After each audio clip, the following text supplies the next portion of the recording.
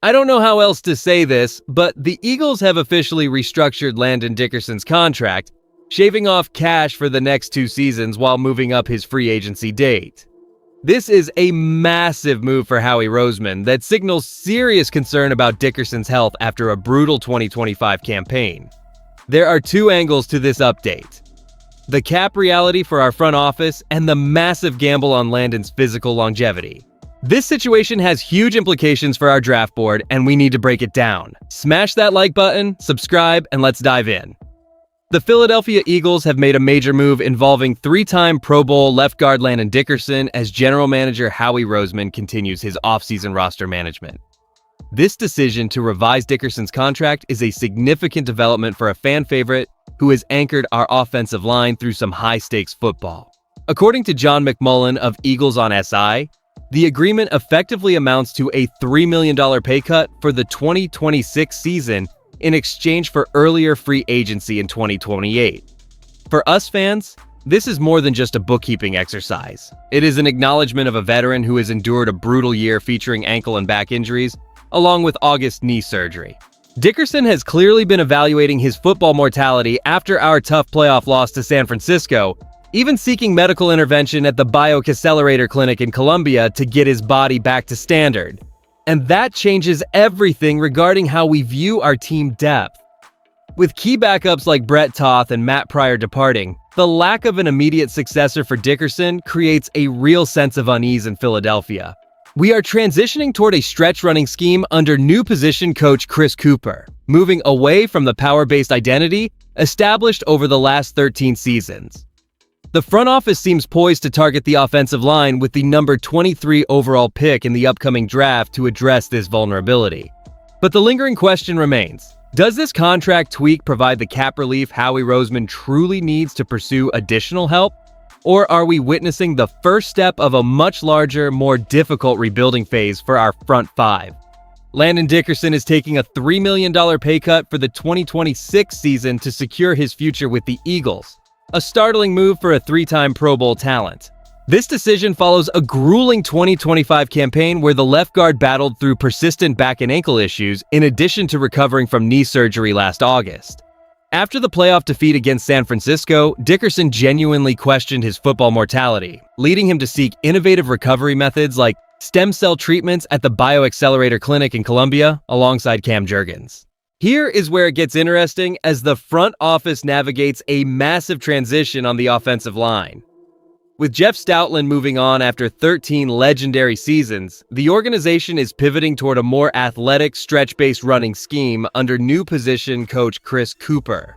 The front office clearly views this contract revision as a bridge to ensure stability while they evaluate younger prospects like Drew Kendall and Willie Lampkin. They need to bolster the trenches, especially after losing depth pieces like Brett Toth to San Francisco and Matt Pryor to Arizona during free agency. While the team holds the 23rd overall pick in the upcoming draft, they are essentially banking on Dickerson regaining his health to anchor this unit during a period of significant cultural and tactical change for Philadelphia. Management is likely betting that this proactive financial flexibility allows Howie Roseman to address secondary needs while hoping their Pro Bowl veteran remains the constant heartbeat of the front line.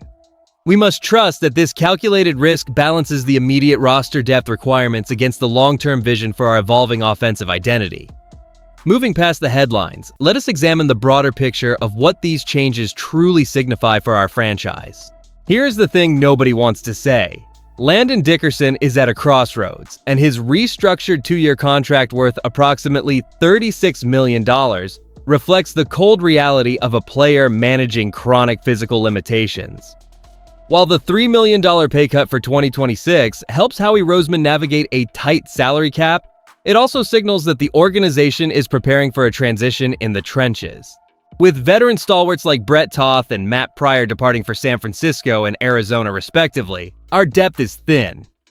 The reliance on experimental treatments at the Bioaccelerator Clinic shows how desperate we are to keep our core talent on the field. This uncertainty looms large as we pivot toward a stretch running scheme under Chris Cooper, requiring a level of mobility that our interior linemen must prove they still possess. Looking at our division rivals, especially the Washington Commanders, who are retooling their own strategy, We cannot afford to have question marks along the offensive front. If we use our number 23 overall pick to bolster this unit, it will be a direct acknowledgement that the foundation of our attack is shaky.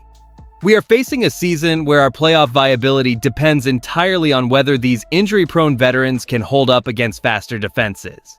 The upcoming schedule will test our resolve, and without a clear heir apparent to anchor the left side, the margin for error against opponents like the Giants has shrunk significantly. We must get this right immediately to remain competitive in the hunt for the NFC East crown. The move to restructure Landon Dickerson's contract provides Howie Roseman with $3 million in crucial cap space for the 2026 season, giving our front office the financial flexibility needed to remain competitive during a pivotal year. By securing this breathing room, the team can address roster holes while respecting a Pro Bowl talent who has clearly expressed concerns regarding his long-term football mortality after a taxing, injury-plagued campaign. The truth is, there is a legitimate downside to this decision, as the organization is banking on Dickerson to rebound fully from his 2025 back, ankle, and knee health setbacks. Without an obvious heir apparent on the roster, the team is gambling that younger prospects like Drew Kendall, Willie Lampkin, Cam Williams, Miles Hinton, or Holland Pierce can eventually step up as we transition toward a scheme emphasizing movement over power. While the media and league observers suggest that drafting an interior lineman with the 23rd overall pick is a top priority, I remain somewhat skeptical of the widespread panic regarding our depth. Relying solely on a rookie to replace a veteran who has undergone stem cell treatment at the Bioaccelerator Clinic in Colombia feels like a high-stakes bet that might be overblown. Here is where I land on this. While I appreciate the effort to manage our finances, I am not entirely convinced that letting Dickerson hit free agency early in 2028 is the right move if his health actually stabilizes long-term. We are placing an incredible amount of faith in a new coaching staff to maintain the high standards established during our long run under previous leadership. And that transition will define our success this season. When we weigh the financial flexibility created by Landon Dickerson's restructured contract, alongside the looming transition at the offensive line position, the vision for this franchise becomes remarkably clear. We're looking at a front office that is prioritizing short-term agility while cautiously preparing for a new era under Chris Cooper. This move is about balancing the books so Howie Roseman can navigate future challenges. Yet it serves as a sobering reminder of the physical toll this game demands.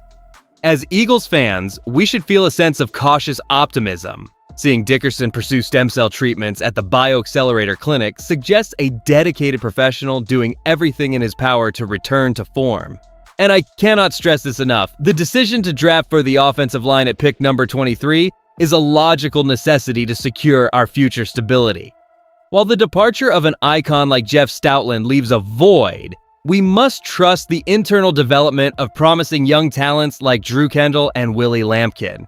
The shift toward a stretch-running scheme requires a different type of athleticism, making these personnel adjustments vital for our continued success under Jeffrey Lurie and Nick Sirianni. As we look ahead, I have to ask you one thing. Given the injury history mentioned, are you confident that Landon Dickerson will return to his 3-time Pro Bowl level of production in 2026? If you enjoyed the video, do not forget to like it and subscribe to the channel. Fly, Eagles, fly. I'll see you in the next one.